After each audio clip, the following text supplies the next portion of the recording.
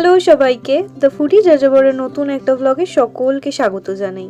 আজকে dhaba style chicken কারির recipe নিয়ে চলে এসেছি। তাহলে চলো দেখা যাক কি কি লাগছে।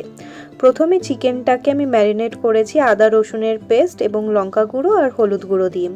ইনগ্রিডিয়েন্টসের মধ্যে লাগছে হলো কুচো লঙ্কা, কুচো পেঁয়াজ এবং রসুনের কোয়া নিয়ে নিয়েছি। আর গুঁড়ো মশলার মধ্যে রেগুলার যে মশলাগুলো আমরা ইউজ করে থাকি তার সাথে অ্যাড করে নিয়েছি গরম মশলা এবং গোলমরিচ গুঁড়ো।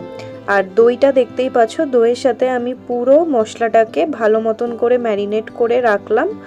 আর গোটা মশলার মধ্যে আমি এক্সট্রা অ্যাড করেছি হল গোটা জিরে, জায়ফল, জয়িত্রী এবং বড় এলাচ নিয়েছিলাম। আর এই রান্নাটা করতে আমরা ব্যবহার করব হলো সর্ষের তেল। তোমরা সাদা তেলও ইউজ করতে পারো, যেহেতু ধাবা স্টাইল বানাচ্ছি তাই জন্য এখানে সর্ষের তেলের ব্যবহার করছি। গরম তেলের মধ্যে আমি গোটা গরম মশলাগুলো দিয়ে দেবো।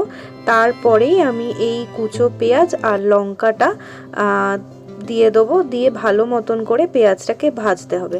আর দেখো, আমি শুকনো লঙ্কাটাই দিতে ভুলে গিয়েছিলাম, পরে আমি শুকনো লঙ্কাটা অ্যাড করে দিলাম। আর যেহেতু পেঁয়াজটা একটু ভাজা ভাজা হয়ে যাবে তারপরেই না গোটা রসুনের কোয়াগুলো দিয়ে দিতে হবে। আর ভালো মতন ভাজা হয়ে যাওয়ার পরেই এই মশলাটা অ্যাড করে দিতে হবে, যেটা দইয়ের সাথে ভালো মতন মিক্স করে রেখে দিয়েছিলাম। এরপর ভালো মতন করে কষিয়ে নিতে হবে যতক্ষণ না মশলা থেকে তেল ছাড়ে। দেখতেই পাচ্ছ কিভাবে তেল ছাড়ছে, আর কালারটা দেখতে পাচ্ছ। আমি কিন্তু কাশ্মীরি লঙ্কা এই রান্নাটা ইউজ করিনি, এটা নিজে থেকেই কালারটা আসছে, মানে এটা ভালো মতন করে কষাতে হবে। আর যেহেতু একটু চিনি দিয়েছিলাম তো তাই কালারটা আরও গাঢ় হচ্ছে। আর একটু জল দিয়ে দিয়ে ভালো মতন করে পেঁয়াজটাকে কষিয়ে নিতে হবে।